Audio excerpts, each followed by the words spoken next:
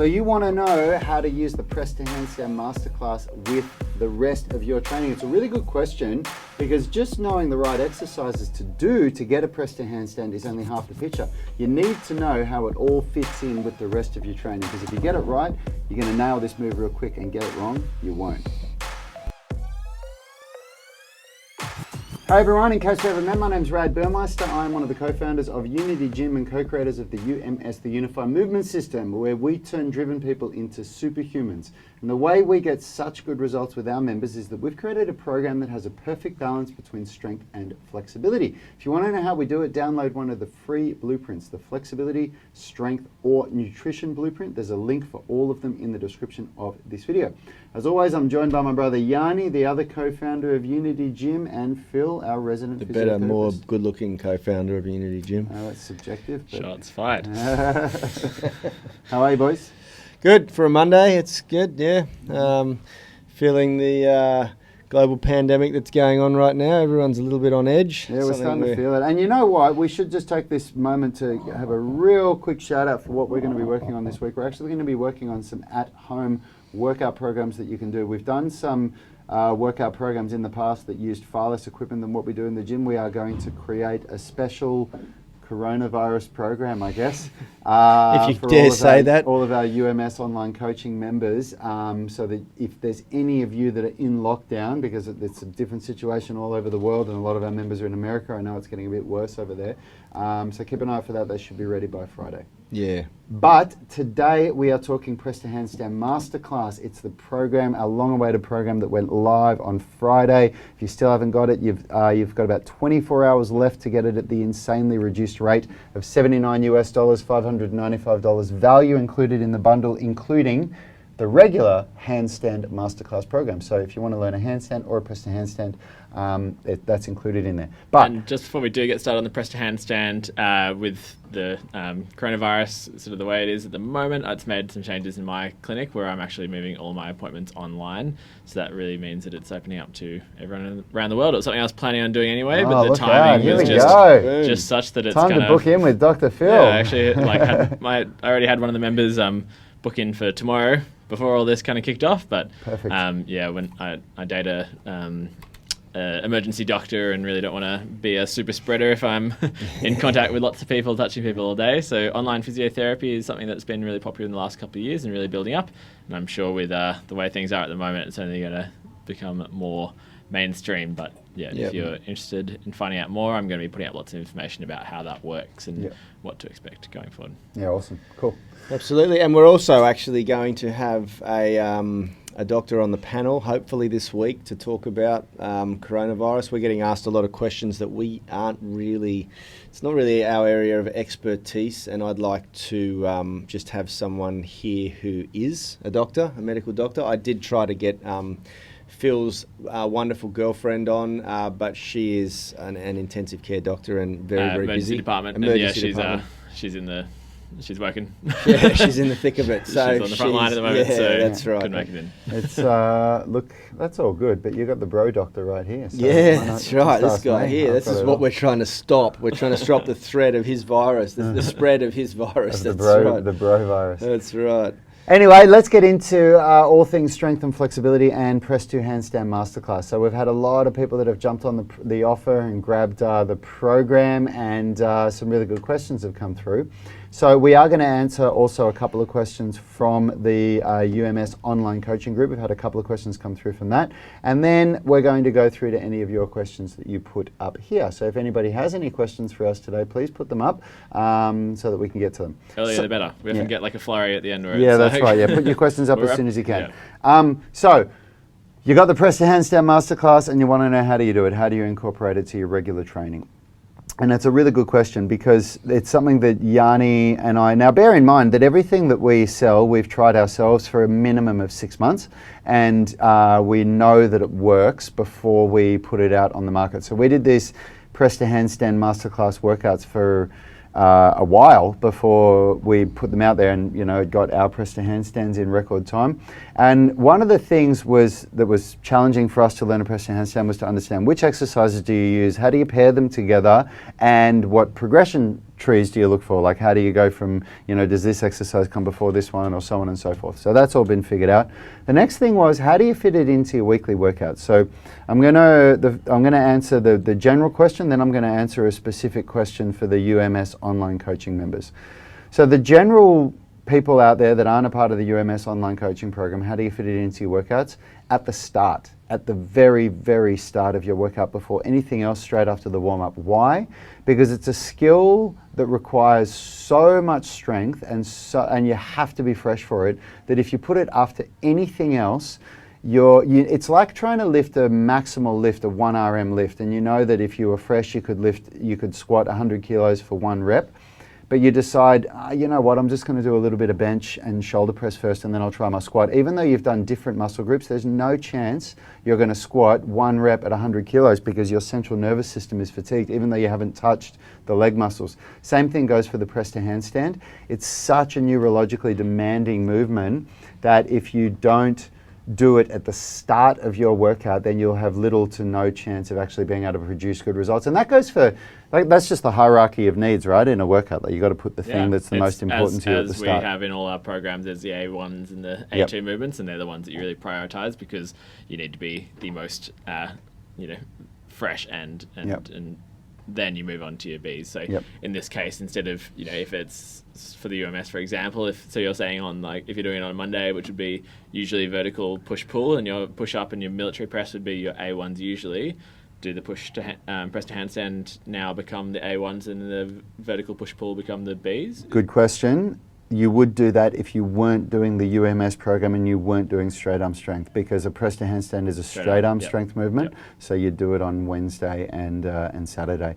And there's a really good, we should go a little bit deeper into that. There's a really good reason for that as well, and that is that the majority of your upper body strength gains come from the bent arm strength movements. So you still want to be pushing yourself as hard as you can on your bent arm strength, and it's the straight arm strength days that are going to suffer a little bit from it, not your bench, bent arm row, shoulder press, pull up. We want those working hard. And I'll argue that it really depends on what your overall goals are. Like if your absolute priority is to develop straight arm scapular strength or a press to handstand, then it should probably be swapped with the bent arm strength days. So if we go deeper into that, what you would do then is on the days that we do bent arm strength, which is Monday and Thursday, you would do straight arm scapular strength. Then you would still, to break up the upper body workouts, you would still do your lower body workouts on Tuesday and Friday, and then you would do your bent arm strength on Wednesday and Saturday. That's how I would do it. But it really comes down to what your But that example was just Yanni saying are. If straight arm strength was your goal. That's exactly right. So if like your absolute number one priority goal is to develop this press to handstand, then it should take priority in the order of workouts through the week, because for those of you who follow the same sort of workout regime as we do, you're training 6 days a week. You only have one full rest day, and you want your priority workout to come straight after that rest day.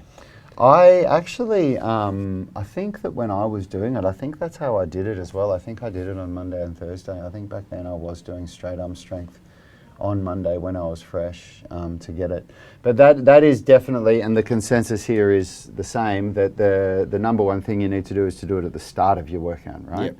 So if you don't mess around, and if you know the program and you don't have to keep going back and watching videos, if you can just look at the program sheet and go, okay, I'm doing this, then this, and you don't mess around, meaning that you go from your strength to your flexibility to your strength to your flexibility like we recommend in the UMS, you can probably get the whole thing done in about 45 minutes, the whole workout, maybe even 40 minutes, and you have to add on your 10-minute warm-up at the start of that.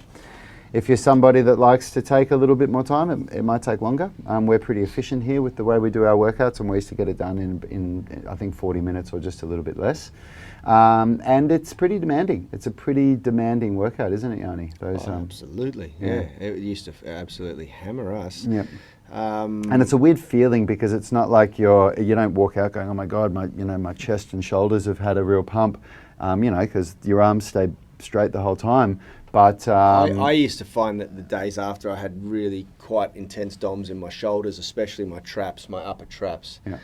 you really know it. You really know about it in that regard. Yeah, I just found it was just that neurological fatigue over the whole body. Like you just trying to create that compression strength, and that's obviously putting aside the cramps that you go through, right? Like the cramps are very real. Yeah, it was funny coming along to Joachim's workshop on Saturday. I decided to sit out of it because I had a volleyball tournament on Sunday, and so I was watching everyone kind of go about it. You just hear this chorus of people screaming out with cramps around the room during the compression stuff. Yeah, it's hilarious. Oh, fun. Yeah. Though I did like how he talked about cramps, how he was saying like there are two different types of cramps, with the controlled ones, the one that you're almost like trying to elicit by doing this like real inner range sort of stuff, and then there's the uncontrollable ones, which are more like the ones I got yesterday after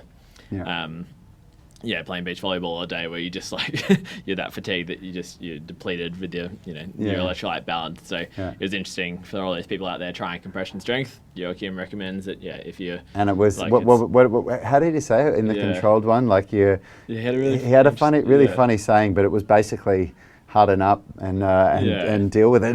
The cramps. The cramps are like bullies. Yeah, that's right. Talked about cramps are like bullies. Cramps are like bullies. If you pay them a lot that's of attention. That's right, yeah. If you pay them a lot of attention, they're going to get worse. They get worse, but if you ignore them, they tend to go away. They keep going back, And you're saying that because when if you keep on just like stopping as soon as you get a cramp, then you won't get through that barrier of building up the strength to be able to maintain it. But which is an interesting one. I hadn't really... I never thought of that either. Yeah. I can tell you right now that when I started doing compression strength, I went through the most horrendous period of cramps, but it only lasted for a short amount of time. And I don't cramp at all anymore. Like it's so rare that, like as in the acute cramps that we're talking about here, it just doesn't happen anymore. Your body builds up a tolerance very, very quickly. And I was not somebody that was naturally good at compression strength. It was a real challenge for me, and it still is something that I work hard on to see small gains compared to some people. There's some people that get it really quickly, and I'm not one of them. So yeah. That's the main thing that you need to understand is just put it at the start of your workout. If you're doing the UMS program, do it in your straight arm workouts. If you're somebody that doesn't have a lot of time to train, and if this is the only class of hours that you've got, how do you fit it into the rest of your week? My recommendation is if you want to get a press to handstand, prioritize it. So that means prior to everything else. That means when you get your work, the Monday comes around, what am I going to do first? I'm going to do my press to handstand first, because if you get a bad week where all you get to do is train 2 or 3 times a week, at least you still get your press to handstand workouts in. Yeah. And then the other way of prioritizing it is putting it at the start of your workout, so put it before everything else. So there's multiple ways you can do that. If you're somebody that only does 3 days of training a week, you could add 2 more days a week if you wanted to, if you could fit that in. You do 2 press to handstand days, but that's all you do. Or you can make those 2 of those 3 workouts longer by putting the press to handstand at the start of it. And then those of you that are in the UMS movement online coaching, if you're doing the straight arm days, so if you're doing 5 days or more of training a week, then you put it at the start of your straight arm days. And if you're only doing 3 or 4 days a week, you do exactly the same advice we did there. Either you add 2 days a week of training for the press to handstand, or you make your workouts longer, or you keep your workout the same length, but you cut off some of the stuff at the end of the workout, right? That's another option, If you're saying, well, man, I train for an hour, 4 days a week, and that's all I can do. So let's say you've got your bent arm strength workout, because we've talked about this before, that you prioritize bent arm and lower body. So you've got your bent arm strength workout, cut off the last 4 exercises of the workout. So the only thing you've got is your A1 and A2. Do the press to handstand workout before that, and then do your bench press and your bent over row, or your shoulder press and your pull-ups, and that's it. That's your workout. So you're at least still getting your primaries. And just remember with those, with the bent arm strength there, like you're likely going to have to just reduce the intensity at which you'll be doing it. So you can alter that by changing either number of sets, reps, or just intensity. And probably to keep with the mesocycles, it'd probably keep the sets and reps the same, but just bring down that intensity. Yeah. And another way that you could do it, you could do that exact example. We keep talking about supplementing upper body. If you want to do the press to handstand and that's your goal, but your second goal is that you want your upper body to be really strong because you've got weak shoulders or whatever, then you can cut off the end of the leg workout. So you do it on the lower body day if you want to. That's an option as well. And a lot. It's funny. Often we give these examples to our tribe, right? And people say they get overwhelmed with it. But what we're really trying to say to you is you can really make it work, whatever works for you. And the only reason why we know so many different possibilities is that we've tried it ourselves. And that's the only way you're ever going to get to a level where we're at with this level of confidence is just try something, but do it for 6 weeks. Don't do it for a week and go, oh, that didn't work, I better try something else. Do it for 6 weeks. We've talked a lot about principles and being able to apply, like we're trying to teach you lessons that you can apply this knowledge to come up with something that will work for your own particular goals here. And Brad's gone pretty rapid fire with different options, but hopefully you can see that the different options are there because, as Yanni was saying, that it really comes down to what is your main goal, how much time do you have, those sort of things. So hopefully these principles make a lot of sense. The most important thing about all of this is prioritize the press to handstand. Put it first. Do it twice a week. Have 3 days of break between it. If twice a week is too much, and you when you do the second workout, you're in pain already. Do it once a week. Build up the tolerance. Once you get better, go to twice a week. What I find, and we did the press to handstand work after we'd been doing our handstand masterclass. So there's a lot of we're making an assumption that there's a high level of wrist conditioning and shoulder conditioning and neck conditioning already acquired to do this program. But if there's those of you out there who are diving into this program for the very first time and you've bought that bundle with the handstand masterclass and the press to handstand masterclass, I'd go so far as to urge people to go through that handstand masterclass. Oh, absolutely. Absolutely, because that's where we do all the wrist conditioning and the base level core conditioning and things like that. You'll find it really challenging to start on the press to handstand. Yeah, the press to handstand has no wrist and shoulder conditioning in it. It presumes that you've done all of that already in the handstand masterclass. So yeah, what Yanni said is absolutely right. All right, shout out to Kwok, who's came in and came down from Brisbane, so up in Queensland in Australia, to come down for the workshop over the weekend with Joachim. So good to meet you, and sorry that Yanni put you straight to work in installing the stall bar. Yeah. Quite the stitch up. Come down, meet us, train in the gym. But I think it's probably a pretty good, realistic example of what actually happens at Unity Gym. It's just non-stop. Come train with us. Grab some tools. We're going to install the wall bars. That's right. Thank you, Kwok. It was awesome to have you help. When you all see our wall bars in our videos going forward, you're going to know that Kwok was the man that helped us get them. Engrave his name on there or something. For sure. All right, let's jump into a question we've got from Craig Jenkins in the UMS online coaching group, and it's a really good question for anyone that's following the UMS online coaching Can I just program. quickly finish up with Kwok's comment here, just saying he flew home yesterday and did a bar session down at Bondi before he went home and just finished the compression work today. Was a killer. Yanni, I implemented the 3 things straight away from the workshop. So I made it, and on that, just very quickly, I had a talk to Kwok at the end because there was a lot that they covered in the workshop on the weekend, and my belief is that you want to try to really take away 3 solid things that you implement immediately. Otherwise, you find that it just all gets convoluted and you don't actually take action on anything. So that's really good to hear, bro. That's always my goal when I go to a seminar or a conference. I try to note down 3 big take-home insights that I can action straight away, and then I generally forget the rest. I might take notes on everything, but I won't try to. I'd really recommend people listening to these shows to because there's so much information we're constantly putting out there. So for today, write down, even on a piece of paper, just write down A1, A2, write down the. Do the change that you need to your programming now. Don't just leave it. Yeah, that's exactly right. Yeah, you should watch these shows with a notepad and pen. Okay, so now let's move on to Craig Jenkins' question from the UMS online coaching group. And we are going to be finishing soon, guys, because we're running out of time. So if you've got any questions, please put them in. Craig's saying, hey, Rad, is the UMS Foundations, which is still in my list of programs and is the one I'm following, now split into beginner, foundation course and the strength progressions course, and the progressions is about testing, and then once tested results are achieved, customizing the training for the next 6-week cycle to bring the body into balance. If so, then in the original foundations there are 5 phases, but in the new one there are 3 phases. And then I imagine that one is sorry, I'm just going to cut through this because I don't think everybody needs to hear all of this. So what are the phase 4 and phase 5 in the original UMS Foundation course for, and why aren't they either in the new Foundations or Progressions program? So basically the question is saying we've changed this program. The UMS program, it used to just be phase 1, phase 2, phase 3, and then it would move on. Now we've broken it into the UMS Foundations program, which is 3 phases, Craig, and the UMS Progressions program, which has no phases. And the reason why is we got up to phase 5 and we were about to start filming all the phase 6 workouts, but very few people were ready to go. In fact, nobody was ready to go up in every movement from phase 4 to phase 5 and phase 5 to phase 6. It's just not how people progress. The Foundations program is more linear like that. It is acceptable to get people to do between 3 and 6 weeks, and everybody moves to the next phase and then moves to the next phase, because the exercises are a logical progression. They're pretty low risk of injury, and for 95% of people, that's an arbitrary number, for most people they can do that.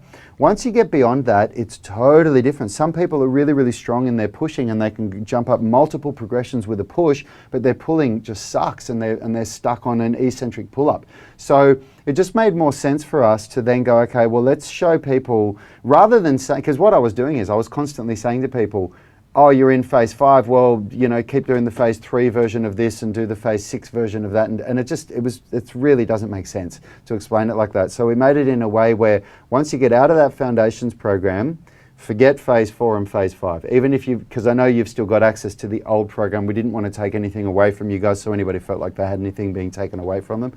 Just forget the phase 1 to phase 5 program, it's gone. Once you finish the Foundations program, you move into Progressions, you do your testing week. The testing week, the first couple of times you do it, you're just greasing the groove, learning the movements. But once you get your first accurate testing week done, that's going to tell you the things that you're weak in. And then from there, you'll prioritize the movements you need. And they're all laid out in the order of difficulty. So you just choose the movement that suits your level of need, and the program becomes customized. After phase 4, it becomes customized. And we did talk about putting the Superhuman Strength program as phase 4, which I really like, which is an introduction to barbells. And that's something that I'd still recommend people do, but it's the scaled down version of my super accumulation training, or my prescribed overreaching training, which is that you're only training 4 days a week instead of, well, four days every 6, then rest 2 days, then 4 days again, then rest 2 days. Yeah. And that program is an amazing program, but we use that as a prescribed overreaching method. So we are going to do that systematically throughout the year, where we'll kind of get everybody who's done at least a few cycles on the or who's at least finished the Foundations program, and we'll all do it together. We'll do it as a 2-week thing. Bang, we'll do the Superhuman Strength program together, because it's a really good way of busting through strength plateaus, and it's a good way to, you know, make big tough men cry, really, isn't it?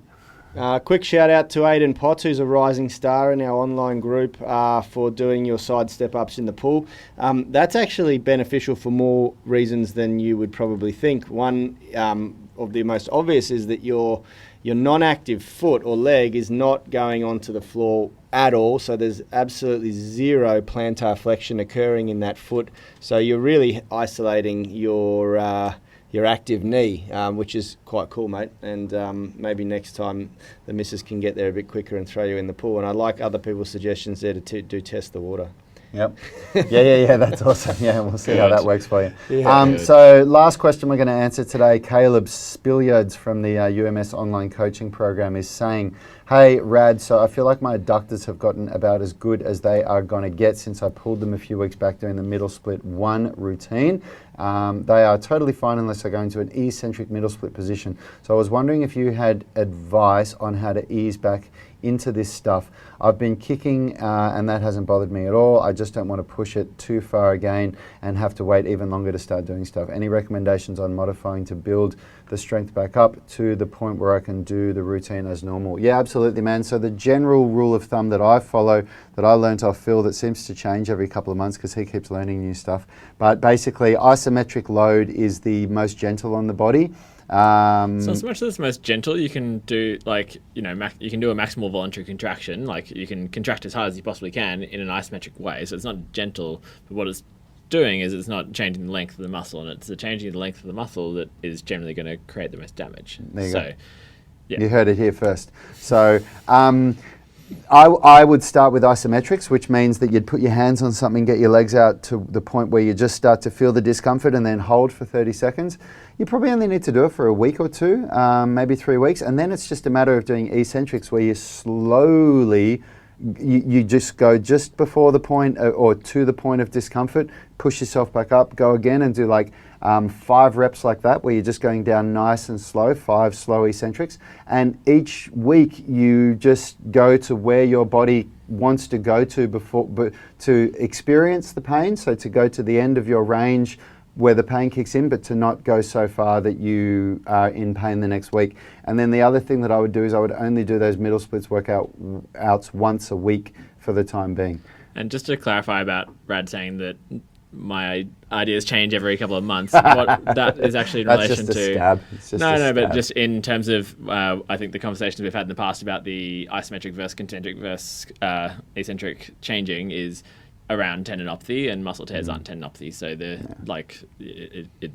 it's a different different sort of thing. Just to let you know, that's a friendly banter there. No, I know, but just to clarify, with it's pretty clear with muscle tears that you just don't want to be eccentrically loading them early on. But the big argument in tendinopathy world is sort of different. So start with muscle tears, start off with the isometrics, work to your concentrics, and then start to add it. Yeah, that's good advice, because that is something that a lot of people get wrong, like what Phil just said there, muscle tears, here's your muscle fibers and they've been torn apart, and you start pulling them apart with, heavy loading, it can, heavy stretching, it can be an issue, right? Yeah, it slows you down. Yeah. Cool. Before we go any further, because I know we're wrapping up in a sec, I'd like to give a quick shout out to our newest admin in the UMS online coaching group, Biwa Kwan. Moderator. She's going to be upgraded to moderator status today. We had a chat to her in person on Saturday. Yeah, Biwa's been sort of part of the community for a while now. She's trained a bit in here in the gym, and she is always extremely helpful with people. She's very, very knowledgeable. She's been training herself for a long time. And it's really great to see you again, Biwa, in person on the weekend, and also it's really great to give you that public acknowledgement and praise for what you bring to the online community. Oh, well, she's killing it because she really upholds a lot of the Unity Gym core values. She cares about the community, she demonstrates results, and she goes above and beyond to help people out. So thank you, Biwa. You are now our third moderator, our third official moderator. So we've got Tom Wood, Blakely Harnage, and Biwa Kwan. Those are our 3 superstars in the UMS online coaching group. If they ever comment on your stuff, listen to what they've got to say because they know their shit. Yeah, that's right. Other than that, I think that's pretty much it, guys, for today. We want to give a big warm shout out to everyone on the podcast who's listening. Those of you who are on the podcast, you will have missed out on being able to see Rad's Death Star laptop take most of the space of your desk here. Yeah, we should have a big welcome to the Death Star. It's the first time. It's dwarfing your laptop. When you see this thing in motion, it's absolutely clear that he has gone to the dark side and he is now a Sith Lord, not anything to do with the Jedi in our old setup. anymore. It was often there, but it was just hiding underneath the camera view. So It today never really hides. It takes over things and destroys all else in its path. And big exciting news on the podcast. We've cracked 2,000 listens. 2,000 listens. It's which doubled is cool. in a couple of weeks, which is really cool. It's gaining traction. And again, everyone on YouTube, I want to give some love. We've got a lot of new people joining the YouTube audience. And there's a lot of love coming back to us from the most recent videos that we've put out on middle splits, which we're really, really grateful for. There's a lot of familiar faces, but there's a lot of new faces there that are giving us some love. We will endeavour to respond to every single one of those comments until we can no longer do that. Richard doesn't realise, but he's about to get that job. Look, guys, we're really, really passionate about growing our YouTube tribe as well as our movement mastermind tribe. So for all of those of you on the YouTube and the podcast, exactly right. So lots of love to all of you, and for everybody affected by the coronavirus. We're sending you lots of love. We're sort of a little bit delayed here in Australia because we are a little bit more We're an island. We're an island, but don't you worry, we're on that curve. We're on the curve. Yeah, it is a bell curve. It's a solid bell curve. We're about to get the full brunt of it, and it's affecting us big time. So so watch this space. We'll be probably having a bit more time to put out Yeah, online content. stuff. Yeah, so. the gym's getting quiet. So look, guys, yeah, we are not going anywhere. We're going to keep producing content because we feel like we have a moral obligation to make sure that everyone stays positive and keeps moving and exercising. It's one of the best things you can do to stay healthy and keep your immune system up is That's keep right. exercising. Keep exercising, keep moving, and keep positive. You know, our thoughts play we've talked about that this year a lot. Our thoughts play a major role in our health. So let's crush this. Let's turn it into a positive. Let's find new ways to keep moving. Connect and move. And move. That's exactly right. Yeah. Till tomorrow. And you've still got a little less than 24 hours to get the, you've got 30 hours to get the Press to Handstand Masterclass at the amazing price of $79 with all the added value of $595 worth of program. So get that if you want it. Cracking program. People that have got it already are very happy with it. All right, guys. See you tomorrow. Thanks very much. Have a good one. Keep the chin up. Health is about performance, not just body image. You better be willing to accept what you're going to have to do to get there. We'll start focusing on movement goals, strength goals, flexibility goals. When you nail that skill, it's there forever. The body image goal doesn't get you that It's far. the consistency and frequency that's going to get you there. It's not the intensity. There's no shortcuts to mastery and movement. Destination doesn't change overnight, but your direction will. The gym is not the place to beat up the body that you hate. It's the place to build the body that you love. We are the gym that teaches people how to move instead of just exercise because we believe that health is about performance, not just body image.